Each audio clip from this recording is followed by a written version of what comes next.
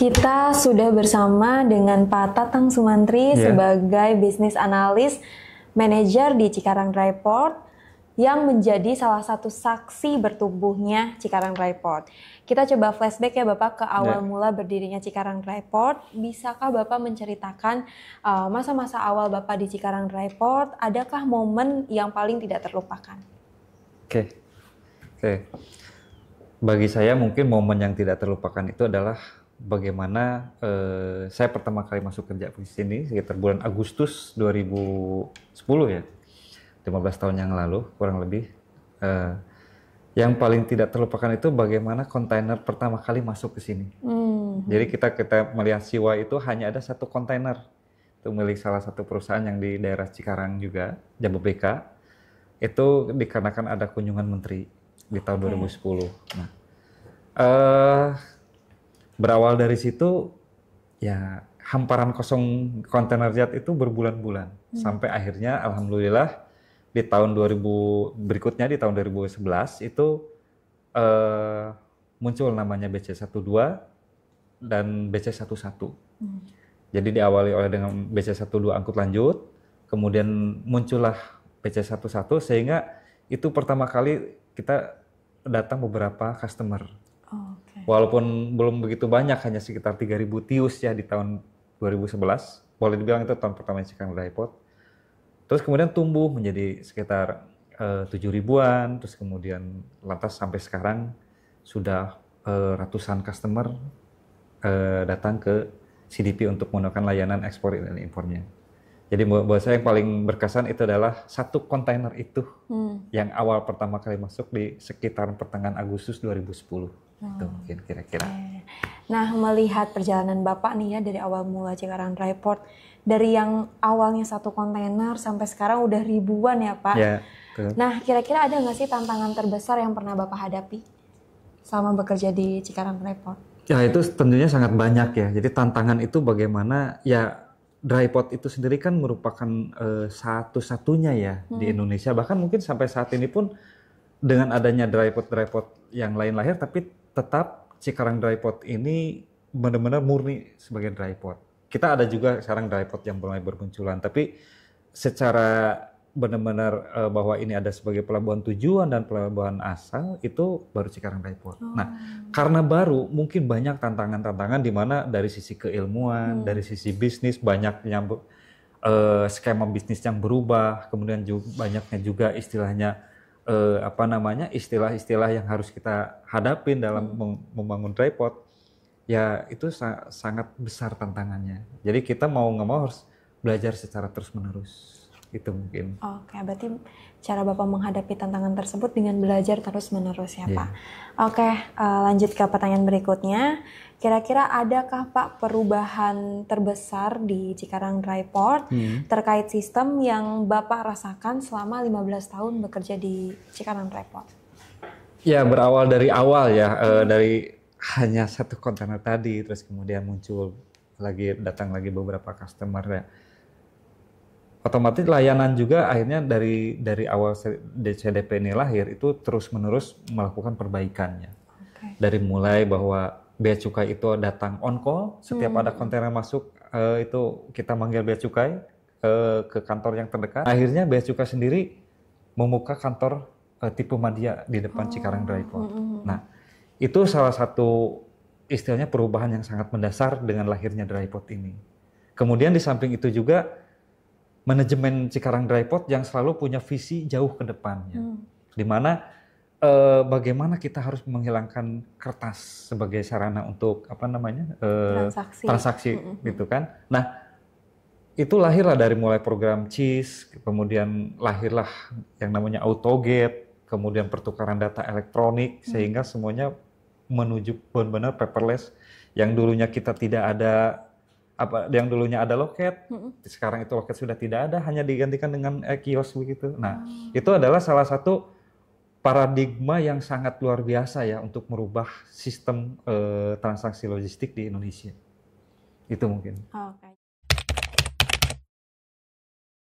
Oke, saat ini saya sedang bersama pengendali raksasa di Cikarang Dryport, yaitu Pak Hendrik, sebagai driver Rich Taker yang ada di Cikarang Dryport. Ya, betul. Nah, mungkin saya ingin bertanya Pak, ada nggak sih syarat khusus untuk menjadi driver Rich Taker? Oh, pasti. Tentunya yang pertama, wajib memiliki SIO, surat izin operator, bersertifikasi yang disahkan oleh Kementerian Ketenagakerjaan Republik Indonesia, lisensi K3 tepatnya. Terus yang paling penting lagi, berbadan sehat. Oke, oke. Nah, untuk pengemudi Rich Taker di Cikarang Dryport sendiri, itu perharinya Rich Taker ini bekerja berapa jam per hari, Pak? Untuk satu Rich Taker? Satu Rich Taker karena kita beroperasi 24 jam, 24 jam per 7 hari, dan untuk masing-masing per shift-nya kurang lebih itu range-nya di angka 70-80 box untuk pelayanan lift on atau lift off, bongkar atau muat. Nah, kalau keseluruhan digabung dengan kegiatan yang ada di luar seperti emplasment kereta atau depo MT, itu kurang lebihnya 150 box per hari. Oke. Berarti kalau kayak gitu, kalau misalnya ada kontainer yang datang nih ke Cikarang Dryport di jam 1 pagi, itu tetap bisa dilayani berarti ya Pak? Ya, betul. Karena kita ada 3 shift, dan yang bekerja di shift ketiga itu di jam 12 sampai jam 8, jadi kita selalu siap melayani customer dengan yang terbaik. Oke, berarti kalau gitu ada yang standby juga ya, ya di betul. Tengah malam pun. Ya. Oke. Pertanyaan terakhir Pak yang ingin ditanyakan mengenai Rich Taker, kira-kira bagaimana sih Pak SOP sendiri sebelum mengemudikan Rich Taker? Ya, untuk sebelum mengoperasikan unit Rich Taker ini, yang pertama saya sebagai operator melakukan pengecekan. Yang paling pertama ini baut roda. Kita pastikan supaya rodanya, baut-baut ini kencang. Ada oli engine di atas, dan ini ada oli brake dan sebelah kanan ada oli hidrolik. Nah, itu semuanya kita cek secara menyeluruh supaya kita tahu ini kondisi unit RS ini ready untuk dioperasikan. Jadi kali ini saya sedang bersama Pak Nurul sebagai maintenance manager di Cikarang Dryport. Nah, kali ini spesial nih Pak edisinya mengenai Rich Taker. Jadi saya akan bertanya seputar bagaimana cara maintenance Rich Taker sendiri. Mungkin untuk pertanyaan yang pertama Pak, terkait dengan perawatan Rich Taker sendiri, apakah ada jadwal pengecekan berkalanya Pak? Ada. Kita di Rich Taker itu ada 3 metode. Metode pertama adalah periodical check. Kemudian metode yang kedua adalah periodical service. Dan metode ketiga adalah corrective maintenance. Periodical check itu setiap sehari sekali, kemudian ada seminggu sekali dan sebulan sekali. Kemudian maintenance service itu kita lakukan berdasarkan dari manual book sendiri dan kejadian-kejadian di lapangan. Kita berdasarkan interval waktu. Kalau di Kalmar itu sendiri standarnya adalah 250 hour meter, itu harus dilakukan servis. Nah, kita di sini ada intervalnya 250 hour meter, kemudian 500 hour meter, kemudian 1000 hour meter, dan 2000 hour meter. Kembali nanti kalau udah sampai 2000, kembali lagi ke 250. Jadi corrective maintenance itu lebih ke troubleshoot. Artinya troubleshoot yang kejadian rusak tiba-tiba di lapangan. Nah, itu biasanya kita melakukan itu, ya kita kerjasama dengan pihak operasional. Biasanya kita itu menyediakan alat yang standby untuk ada di lokasi ini. Tujuannya ketika ada corrective maintenance itu ada kejadian yang rusak tiba-tiba, alat yang sudah kita standby ini itu bisa backup yang rusak itu tadi. Jadi yang standby lebih ke backup, backup ada kerusakan itu ketika sedang operasional. Betul. Ya Pak. Oke. Di samping itu juga kita juga punya teknisi yang siap sedia ketika ada masalah. Nah, tadi kan Bapak bilang ada teknisi sendiri untuk pengecekan. Betul. Berarti kalau seperti itu untuk pengecekannya itu dilakukan oleh Bapak dan tim atau Bapak dengan pengemudi Richtaker atau seperti apa Pak? Di Cikarang Tripod itu kita punya teknisi sendiri. Kemudian selain kita punya teknisi sendiri, kita dibantu oleh teknisi hali dari luar. Dari luar itu dari dealer resmi, dari Prinsipal Kamal. Yang ditunjuk di sini adalah Indotruck. Oke, jadi ada dari pihak luar dan juga dari pihak dalam Pak untuk membantu pengecekannya. Betul. Oke. Di balik pria yang hebat, pasti ada sosok wanita yang kuat. Itulah salah satu pepatah fenomenal yang mengartikan bahwa sehebat apapun pria, pasti butuh sosok wanita di dalamnya. Begitupun pepatah tersebut menggambarkan sosok Bu Fani sebagai Senior Manager Finance and Accounting yang ada di Cikarang Dry Port. Kita akan menanyakan soal peran perempuan di pelabuhan darat. Mungkin pertanyaan yang pertama terkait apakah Ibu pernah merasakan underestimate ketika bergabung di Cikarang Dry Port? Ya, pastinya pernah ya dianggap remeh mungkin gitu. Di awal-awal saya masuk di dunia pelabuhan. Tapi itu bukan hambatan. Buat saya itu justru sebagai motivasi buat saya belajar lebih kuat, bekerja lebih keras supaya saya tetap bisa berperan. Apalagi di Cikarang Dry Port itu kesempatan untuk belajar itu sangat terbuka luas sehingga saya merasa diberikan ruang untuk bertumbuh, juga untuk berkontribusi dan berperan di dalam organisasi. Kira-kira bagaimana cara Ibu untuk membalikan keadaan tersebut? Nah, bagaimana cara untuk membalikan? Yang pertama, momen kita diremehkan itu justru jadikan motivasi buat kita terus belajar, menunjukkan kompetensi kita. Yang kedua, saya tuh fokus pada hasil yang nyata-nyata aja. Jadi bukan sekedar argumen. Di dalam diskusi-diskusi, saya juga berani untuk menyampaikan ide, pendapat, pemikiran, meskipun itu pendapat atau pemikiran yang berbeda. Dan yang terpenting adalah menjaga integritas dan konsistensi, sehingga saya bisa menjadi sosok yang dipercaya. Oke, berarti cara ibu itu lebih ke membuktikan ya, kalau misalkan ibu itu bisa berkontribusi di dalamnya. Ya, betul. Nah, oke, kalau seperti itu Bu, ada nggak sih hal termaco yang pernah ibu lakukan selama bekerja di Cikarang Dry Port ini? Seperti yang kita tahu kan banyaknya pria ya Bu, laki-laki di sini. Nah, ada nggak sih hal tersebut? Kalau hal termaco, sepertinya asosiasinya itu dengan suatu kekuatan fisik atau dunia laki-laki gitu ya. Padahal kalau menurut saya yang lebih penting itu justru mental, mentalitas yang kuat dan juga tabah ya. Ya terkadang mungkin pendapat kita bisa saja sih diabaikan atau dianggap tidak serius atau mungkin gaya komunikasinya berbeda dengan para pria, tapi saya hadapi dengan mempersiapkan data dan juga analisa, termasuk memberikan insight-insight yang tajam sehingga justru bisa diyakini oleh yang para pria. Oke. Nah kalau kayak gitu Bu, ada nggak sih pesan untuk teman-teman perempuan di luar sana yang mungkin ingin terjun di dunia logistik, khususnya pelabuhan darat, tapi mereka masih ragu-ragu? Nah, untuk teman-teman perempuan yang ingin terjun di dunia pelabuhan, kalau pesan saya, pertama, kuasai bidang kamu.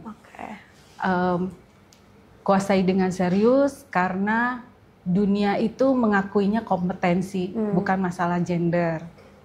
Yang kedua adalah bangun mental yang kuat dan juga usaha yang keras supaya kita bisa menghadapi situasi sesulit apapun. Yang ketiga adalah be professional. Jadi tunjukkanlah dengan pembuktian. Ya, dengan 3 hal tersebut, ya saya yakin perempuan itu bukan hanya diterima, tapi juga dibutuhkan. Oke. Mungkin kita langsung masuk ke pertanyaan yang pertama ya, Bu. Kira-kira apakah Ibu Rosi pernah merasakan underestimate saat bekerja di Cikarang Dry Port? Karena kan kebanyakan itu diisinya oleh laki-laki ya, Bu. Nah, dan bagaimana cara Ibu untuk mengatasi hal tersebut? Underestimate itu pastinya ada. Karena di dunia pelabuhan, persepsi awal itu sering menganggap peran lapangan itu hanya untuk laki-laki. Gitu. Tapi sebagai HR, saya membalikkan keadaan dengan menjalin komunikasi kepada karyawan langsung, pribadi karyawan tersebut, menanyakan kendala atau kegiatan sosialisasi berkaitan dengan ketentuan HR atau apapun agenda-agenda terupdate, sehingga stigma atau underestimate terhadap perempuan itu perlahan hilang. Oke, berarti Ibu juga membuktikan dengan kerja yang nyata ya. Oke, lanjut ke pertanyaan berikutnya.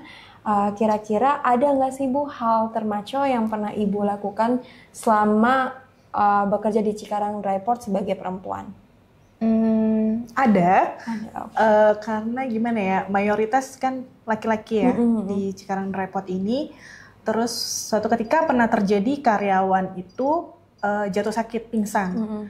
Ya, saya sebagai HR mau nggak mau pastinya langsung terjun langsung untuk membantu memapah tanpa memandang baik itu gender laki-laki maupun perempuan.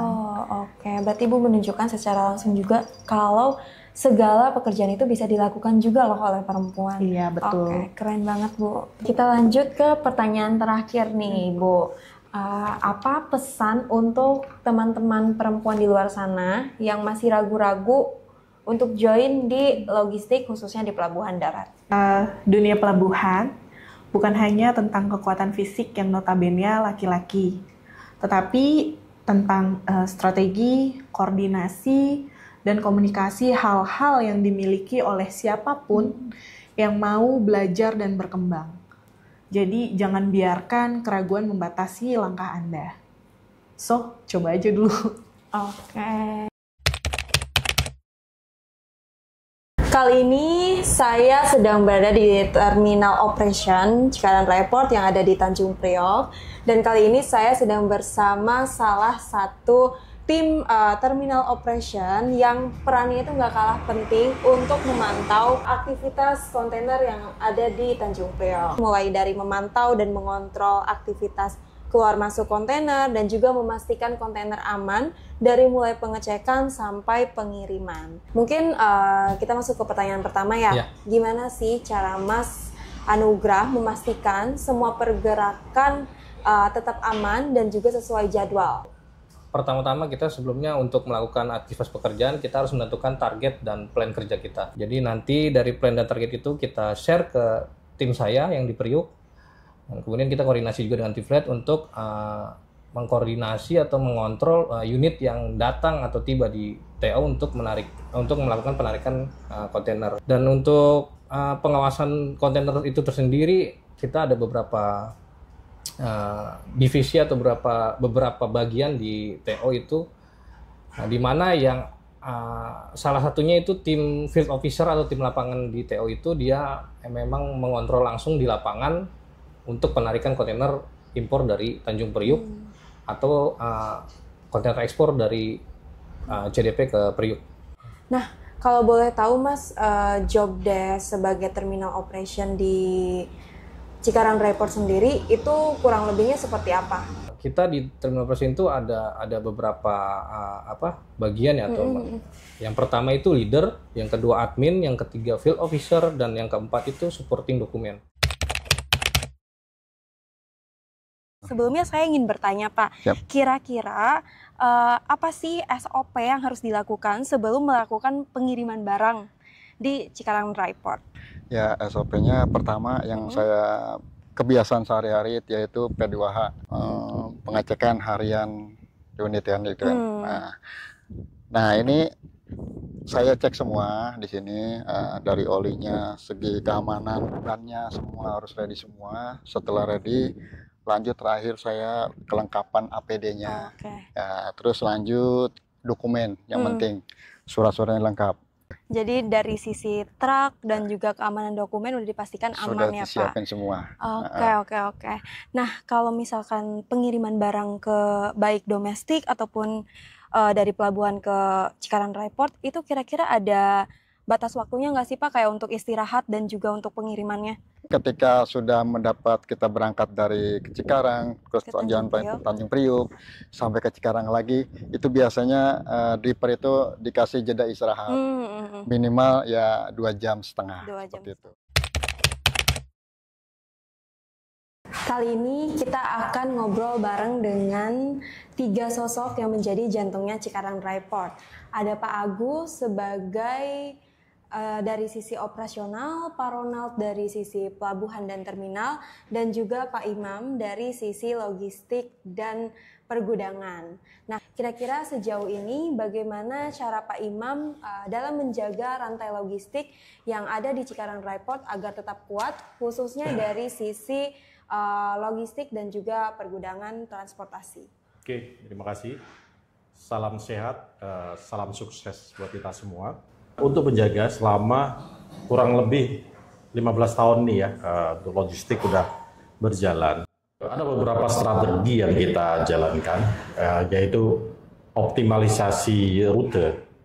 Adalah di mana kita mengoptimalkan penggunaan armada yang ada di kami. Kemudian kita coba untuk selalu meningkatkan ya komunikasi. Saat ini sudah cukup baik, tapi kita coba untuk lebih baik lagi antara driver, terus tim kita yang memfasilitasi atau memfollow up setiap kegiatan yang di Cikarang Dry Port. Kalau kita berbicara dengan logistik pergudangan dan lain-lain, kita inventarisasi dengan baik, itu adalah kunci untuk memberikan service kepada customer.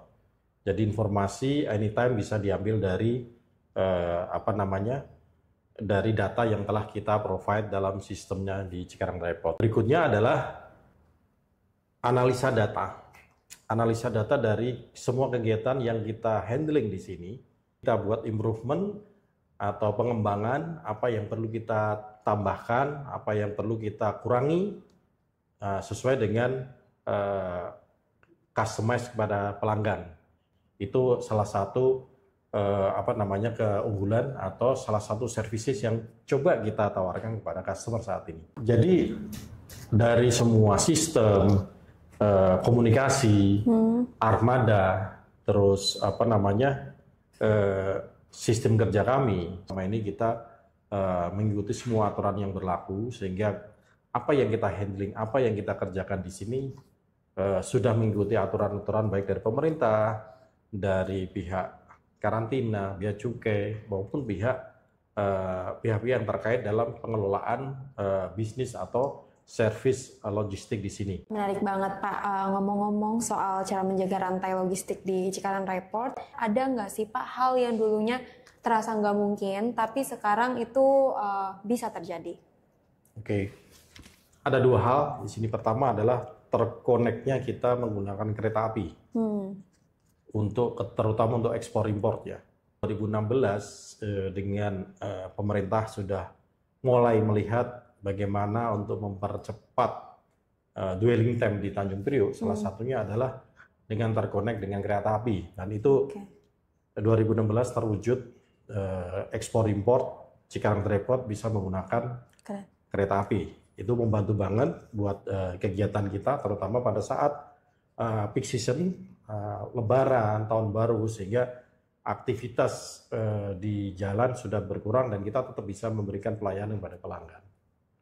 Yang kedua adalah adanya hub untuk kita sebut PLB ya. PLB kita sebagai salah satu dari 11 perusahaan yang diberikan izin untuk mengelola PLB. Itu idenya bahwasanya kita menarik stok overseas ke dalam wilayah Indonesia, meskipun barang tersebut masih berstatus di luar Indonesia atau masih dalam kawasan pabean. Sejauh ini bagaimana cara Pak Ronald untuk menjaga rantai logistik di Cikarang Dry Port khususnya dari sisi terminal dan pelabuhan agar tetap kuat? Ada beberapa poin. Satu, connectivity, terus kemudian kedua adalah efisiensi, yang ketiga ada reliability. Jadi connectivity artinya karena CDP menggabungkan beberapa pemangku kepentingan, dalam hal ini pemerintah, pengguna jasa, dan juga supporting atau mitra seperti shipping line, trucking company, freight forwarding, sehingga dengan itulah kita melakukan koordinasi yang erat terkait dengan connectivity. Terus kemudian kedua adalah reliability. Jadi dengan sistem yang kita punya seperti MyCDP dan platform yang ada, itu membantu dari sisi customer untuk melakukan proses trace and track.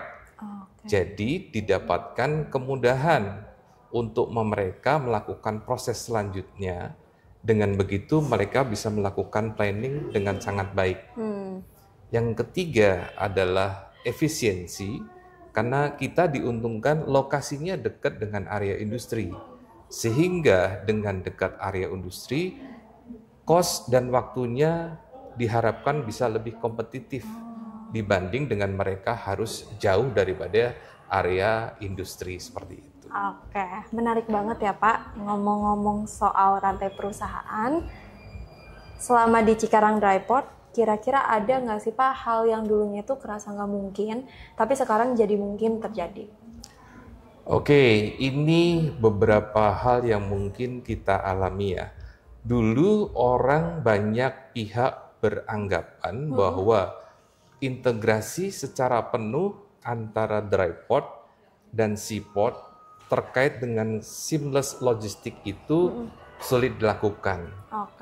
Tapi seiring dengan waktu kita komunikasi dan koordinasi dengan lintas instansi dan juga digitalisasi, sehingga hal yang dulu dianggap sulit sekarang bisa terrealisasi. Sehingga sekarang dengan dua hal tadi bukan lagi menjadi suatu halangan, tetapi justru menjadi value added yang sampai sekarang berjalan dan dijadikan sebagai sarana buat pengguna jasa untuk menggunakan Cikarang Dry Port karena value added yang mereka dapat dari situ. Jadi contohnya salah satunya itu dengan hadirnya MyCDP ya Pak? Betul sekali. Jadi customer sangat diuntungkan dengan menggunakan platform tersebut. Mungkin kita masuk ke pertanyaan yang pertama ya Pak. Baik. Kira-kira bagaimana cara Pak Agus untuk menjaga rantai logistik dari sisi operation di Cikarang Dry Port? Oke, baik. Selamat pagi Amel. Terima kasih untuk kesempatan pagi yang cerah ini. Jadi kita sambil di dalam area kontainer yard Cikarang Dry Port, coba saya menjawab pertanyaan Amel tadi. Jadi kita ketahui bersama Cikarang Dry Port itu lahir beroperasi sejak tahun 2010 akhir ya. Dan Cikarang Dry Port lahir karena permasalahan kegiatan ekspor import sampai ke rantai pasok di Tanjung Priok, terjadi congestion, terjadi dwelling time yang lama yang itu menjadikan cost logistik yang tinggi. Jadi sebagai ide dari pemerintah dan juga Jababeka si pemilik kawasan di sini, ini menjadi suatu jawaban atau solusi terhadap permasalahan tersebut. Jadi Cikarang Dry Port tidak hanya mensolusikan bagaimana kemacetan di Tanjung Priok dengan konsep hub and spoke, tapi juga terintegrasi dengan kegiatan rantai pasok secara keseluruhan, sehingga solusi CDP, konsep hub and spoke, konsep sharing resources yang menjadikan kita menjadi layanan logistik yang kompetitif secara biaya. Yang kedua adalah secara keamanan barang. Seperti kita tahu bahwa pengiriman barang melalui Cikarang Dry Port kan menggunakan electronic seal, sehingga bisa di tracing di mana dia posisinya, tidak boleh menyimpang dari jalur yang ditentukan, tidak boleh dibuka di sembarangan sampai lokasi yang secara legal itu diizinkan. Ya kira seperti itu. Pun sekarang pengguna jasa yang sudah menyambungkan lagi setelah melakukan custom clearance, mengurus DO ke CDP dengan IDO, sampai nanti mengirim barang dengan layanan kita sampai ke gudang mereka, tetap mereka juga bisa men-trace pengiriman tersebut melalui aplikasi MyCDP. Dengan fasilitas yang ada saat ini, kita sudah integrasi sistem secara operasional dengan mereka juga bisa men-trace pergerakan barang keluar masuk ke pot facility kita sampai pengiriman barang. Itu yang kita selalu usahakan dan improve dari waktu ke waktu, sehingga layanan kita tidak hanya menjadi solusi yang lebih kompetitif, tapi juga memenuhi kebutuhan customer secara spesifik. Nah, tadi melihat kalau misalkan banyak banget ya Pak perkembangan yang ada di Cikarang Dry Port ini. Seperti tadi Bapak menyebutkan juga kalau misalnya ada MyCDP. Nah, kira-kira ada nggak sih Pak hal yang awalnya itu terasa nggak mungkin terjadi di Cikarang Dry Port, tapi sekarang itu bisa terjadi? Baik, pertanyaan sangat bagus. Jadi seperti sampaikan di depan bahwa CDP itu lahir karena semangatnya adalah memberikan solusi terhadap permasalahan. Salah satu kunci dari perkembangan CDP dan cara memberikan solusi adalah dengan digital transformation. Jadi kita menggunakan solusi digital sebagai backbone pelayanan di Cikarang Dry Port. Kita 2015 meluncurkan namanya Smart Pot Solution di Cikarang Dry Port ini. Dengan Smart Pot ini kita mencoba melakukan integrasi dari kegiatan-kegiatan yang mulai dari mulai impor, kegiatan di pelabuhan, pertukaran data maupun proses dokumen dengan pelayaran, dengan bea cukai dengan pemerintah melalui INSW, ya, dengan terminal operator di Tanjung Priok dan seterusnya. Nah, itu kita coba sambungkan. Termasuk solusi yang kita coba lakukan di sini dengan menerapkan AutoGate, MyCDP, bahkan di dalam pelabuhan sendiri kita terapkan namanya bundle management system. Jadi proses itu tidak hanya terjadi pada saat transportasi, tadi proses kepabeanan pun kita integrasikan pelaksanaan fisiknya di Cikarang Dry Port ini. Itu kira-kira penjelasan yang bisa saya berikan. Pertama saya aturkan terima kasih ya ke seluruh stakeholder yang ada, customer kita, shipping line, regulator yang ada, bea cukai, karantina, yang selalu mensupport kita ya dari pertama kali kita mulai beroperasi sampai ke usia yang 15. Bertepatan dengan Dirgahayu juga untuk negara kita ke-80. Kita juga mendoakan supaya Indonesia terus maju, begitu juga CDP harus terus maju, tetap optimis, tetap harus komunikatif dan inovatif dalam menjalankan bisnis ini, dan semua tantangan saya rasa itu adalah merupakan opportunity buat kita untuk berkembang yang jauh lebih besar lagi. CDP kedua, Dry Port kedua, sebentar lagi akan hadir. Jadi ini mudah-mudahan menjadi cita-cita kita semua, agar supaya kita dapat membantu negara kita ini juga dapat menurunkan logistik cost yang ada di Indonesia, membantu mengintegrasikan logistik kita supaya dapat bersaing dengan negara-negara di ASEAN dan Asia. Akhir kata kita ucapin terima kasih, selamat ulang tahun CDP, dan sehat selalu tumbuh dan selalu kuat. Terima kasih. Selamat ulang tahun. Selamat ulang tahun buat perusahaan kami tercinta. Selamat ulang tahun Cikarang Dry Port. Selamat ulang tahun buat Cikarang Dry Port. Selamat ulang tahun Cikarang Dry Port. Selamat ulang tahun CDP yang ke-15. Selamat ulang tahun Cikarang Dry Port. Semakin berkembang, semakin saya mau melebar ke depannya. Meningkat volume ekspor dan impornya. Harapannya ke depan CDP bisa jauh lebih berkembang daripada saat ini. Sukses dalam berperan menjadi solusi efisiensi logistik nasional hingga global. Selalu berkembang, sukses, jaya selalu. Semoga selalu menjadi tempat yang nyaman bagi karyawannya untuk berkarya, berinovasi, dan menjadi lebih baik.